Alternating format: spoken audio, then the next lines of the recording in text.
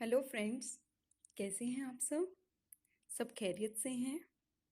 मेरे YouTube channel अलौकिक अनुभव में मैं तस्वीर नवनीत आपका तहे दिल से स्वागत करती हूँ और साथ ही साथ आप सबके लिए मंगल कामना भी।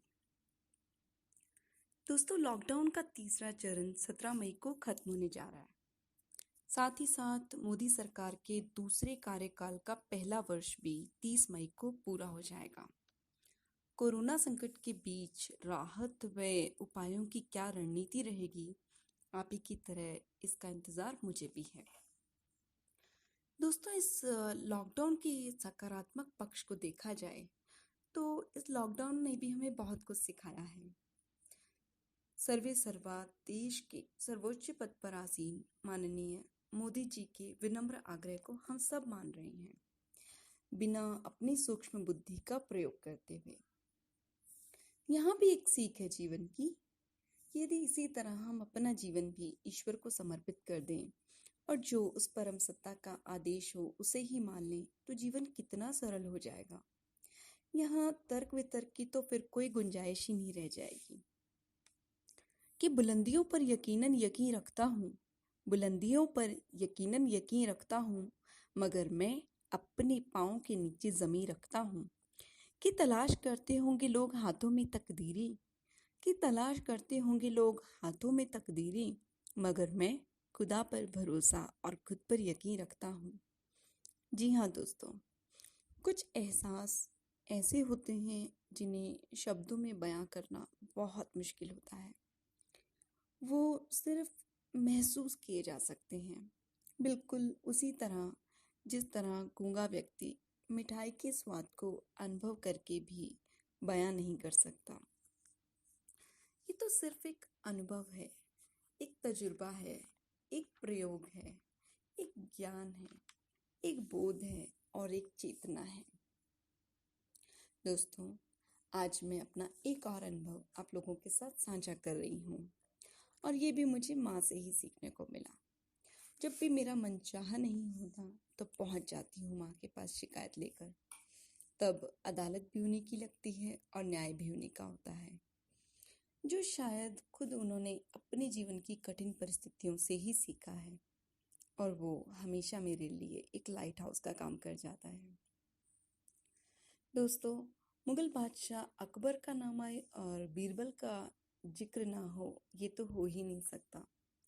बीरबल अकबर के 9 रत्नों में से एक थे और उनकी लोकप्रियता का कोई सानी नहीं था। उनके प्रशंसकों में सम्राट अकबर खुद भी शामिल थे। अकबर और बीरबल की कहानियां तो हम बचपन से ही पढ़ते और सुनते आए हैं, जो बीरबल की बुद्धिमत्ता और चतुराई की परिचायक हैं। एक बार का वाकया है जब अकबर की अंगुली किसी वजह से बुरी तरह से घायल हो गई थी। यह बात जब बीरबल को पता चली तो बीरबल ने जाने क्या सोचकर दरबार में इस पर टिप्पणी करते हुए कहा कि भगवान जो करता है अच्छा ही करता है।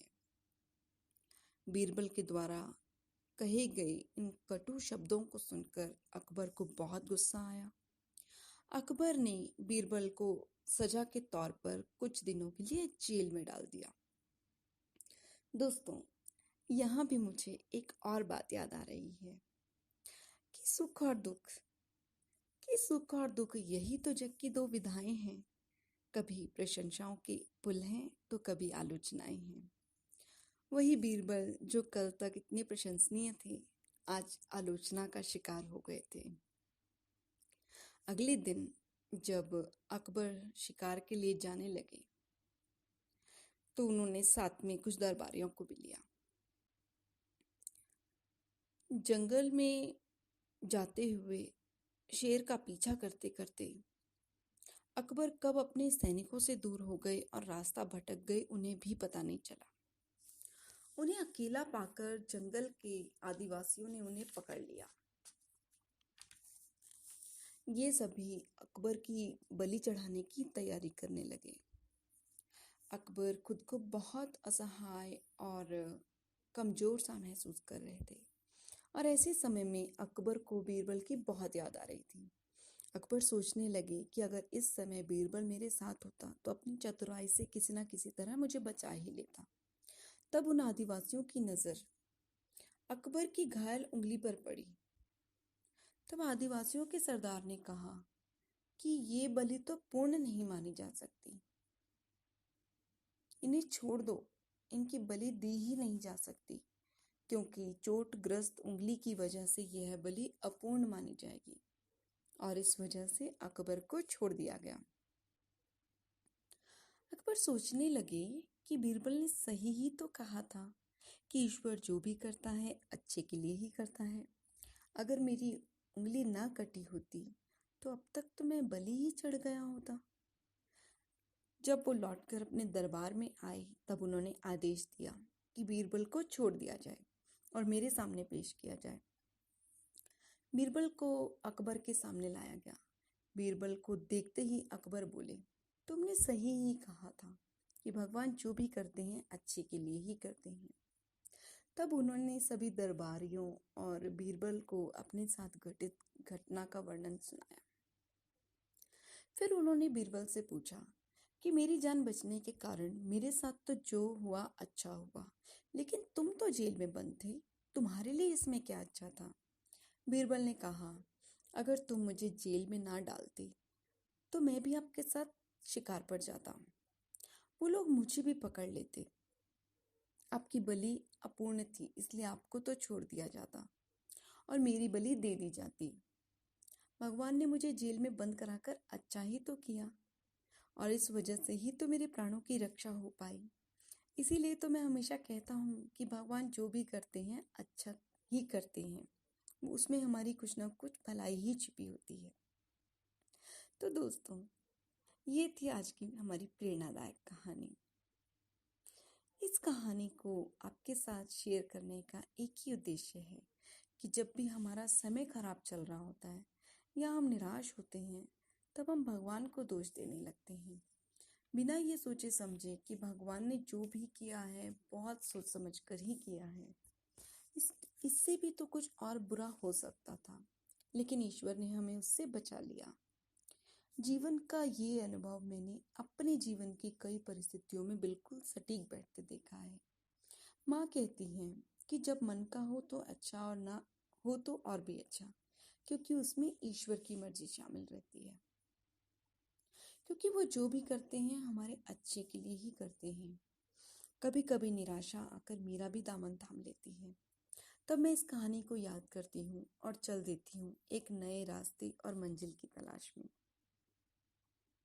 दोस्तों, मेरा खुदा पर अटूट भरोसा और विश्वास है और मेरी कोशिश भी यही रहती है कि मैं किसी भी टूटी हुई रूह को फिर से खुदा से जोड़ दूं, क्योंकि यही तो सच्ची इबादत है।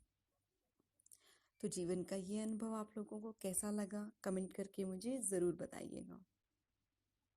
दोस्तों, मेरा एक प्रश्न भी है आप सबसे, और उस प्रश्न के उत्तर में मेरे पास सिर्फ प्रश्न ही है, उसका जवाब मुझे नहीं पता।